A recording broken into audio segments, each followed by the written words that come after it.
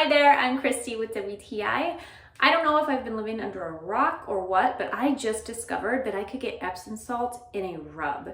This Epsom salt rub from Procure is awesome. I have used Epsom salts in my bath for years to help relieve muscle tension, but I'm so glad I found it in this form. For one, it's really convenient, and even in an Epsom salt bath, it's really hard for me to soak my upper neck or my shoulders. This makes it so much easier, so I can apply this to my neck and my shoulders or literally anywhere to help relieve tension. This is like a gel. It kind of reminds me of what aloe vera gel feels like. Very similar texture, soaks into your skin about the same.